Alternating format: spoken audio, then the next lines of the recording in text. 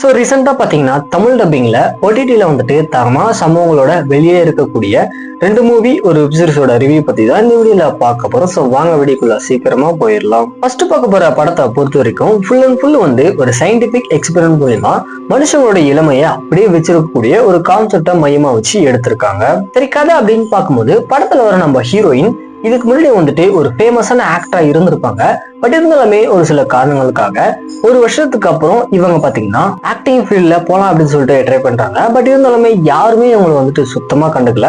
அது மட்டும் இல்லாத இவங்களுக்கு தோல் சம்பந்தமான ஒரு சில டிசீஸ் அப்படின்றது அதிகமாவே இருக்கு. ஸோ இந்த விஷயத்த எப்படியாவது கியூர் பண்ணணும் அப்படின்னு சொல்லிட்டு செல் அப்படின்னு சொல்லக்கூடிய ஒரு ட்ரீட்மெண்ட்டை இவங்க எடுத்ததுக்கு அப்புறம் இவங்களோட லைஃப்ல நடக்கக்கூடிய சம்பவம்லாம் என்ன அப்படின்றதா இந்த படத்தோட ஃபுல் ஸ்டோரியா இருக்கு. என்னதான் வந்து இந்த படத்தோட ஸ்டோரி வந்து கொஞ்சம் சிம்பிளா இருந்தாலுமே படத்துல வரக்கூடிய சம்பவங்களா இருக்கட்டும், தென் அந்த பிளட் சிக்கிள்ஸ் எல்லாமே பாத்தீங்கன்னா தரமா காமிச்சிருப்பாங்க. ஸோ கண்டிப்பா இந்த படத்தை ட்ரை பண்ணி பாருங்க. படத்தோட பேரு பொறுத்த வரைக்கும் ஷெல் லைன்கட் OTT ஆப்ல இந்த படம் வந்து இப்போ தமிழ் டப்பிங்கோட அவைலபிளா இருக்கு. ஸோ செக் பண்ணி பார்த்துக்கோங்க. ரெண்டாவதா பார்க்க போற படத்தை பொறுத்த வரைக்கும் மலையாள இண்டஸ்ட்ரியிலே ஒரு தரமான கிரைம் த்ரில்லர் படம் அப்படின்னு கூட சொல்லலாம். அதாவது படத்துல வரக்கூடிய நம்ம வில்லனுக்கு வந்து மேரேஜ் ஆயிட்டு குழந்தைங்களாம் இருப்பாங்க. பட் இருந்தாலுமே இந்த சைக்கோ கேரக்டரை பொறுத்த வரைக்கும் டிவோர்ஸ் ஆன பெண்கள், அதுக்கப்புறம் ஏஜ் அதிகமாகி இன்னுமே மேரேஜ் ஆகாம இருக்க பெண்கள், ஸோ இந்த மாதிரியான கேட்டகரியில் இருக்க பெண்கள் கூட பழகி அவங்களை எப்படியோ கரெக்ட் பண்ணி அவங்கள வந்து ரூமுக்கு கூட்டிட்டு போயிட்டு தரமான சம்பவங்கள்லாம் முடிஞ்சதுக்கு அப்புறம் அவங்கள பாத்தீங்கன்னா எவிடன்ஸே இல்லாத மாதிரி போட்டு தள்ளிடுறான். ஸோ இந்த கில்லரை கண்டுபிடிக்கிறதுக்காக ஒரு போலீஸ் ஆஃபீஸர் பாத்தீங்கன்னா அப்பாயிண்ட் பண்றாங்க. ஸோ இதுக்கப்புறம் நடக்கக்கூடிய சம்பவங்கள்லாம் என்ன, உண்மையிலேயே அந்த கில்லர் வந்துட்டு யாரு, கடைசியா அவனை பிடிச்சாங்களா இல்லையா அப்படின்னு இந்த படத்தோட ஃபுல் ஸ்டோரியா இருக்கு. ஏன்னா இந்த படத்துல வரக்கூடிய அந்த ட்விஸ்ட் பாத்தீங்கன்னா கண்டிப்பா எதிர்பார்த்திருக்கவே மாட்டீங்க.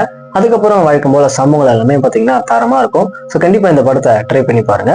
இப்போ சோனி லீவ்ல வந்துட்டு அவைலபிளா இருக்கு.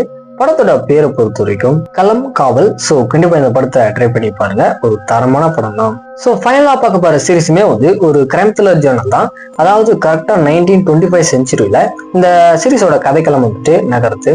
அதாவது நம்ம சீரிஸோட ஹீரோயின் வந்து ஒரு பெரிய பணக்கார வீட்டு ஃபேமிலியை சேர்ந்த நபரா இருப்பாங்க. ஸோ அன்னைக்கு நைட் ஒரு பார்ட்டியில இவங்களுக்கு பிடிச்ச நபர் வந்து இவங்க கிட்ட ப்ரப்போஸ் பண்ணலாம் அப்படின்னு சொல்லிட்டு ட்ரை பண்றாங்க. பட் இருந்தாலுமே மறுநாள் காலையில விடிஞ்சதுக்கு அப்புறம் அந்த நபர் வந்துட்டு மர்மமான முறையில இறந்து போயிருக்காரு. ஸோ இவர் எப்படி இறந்தாரு அப்படின்றத கண்டுபிடிக்கிறதுக்காக நம்ம சீரிஸோட ஹீரோயின் எந்தமான ஒரு முயற்சிகளை எடுக்கிறாங்க. கடைசியா என்னாச்சு அப்படின்றது இந்த படத்தோட ஃபுல் ஸ்டோரியா இருக்கு. இதுல சம்பவங்கள் அப்படின்றது கொஞ்சம் கம்மியா இருந்தாலுமே நல்ல ஒரு கிரைம் த்ரில்லர் நல்லா கொண்டு போயிருப்பாங்க. நேமை பொறுத்த வரைக்கும் தி 7 Days Mystery நெட்ஃபிளிக்ஸ்ல தமிழ் டப்பிங்கோட அவைலபிளா இருக்கு. ஸோ செக் பண்ணி பார்த்துக்கோங்க.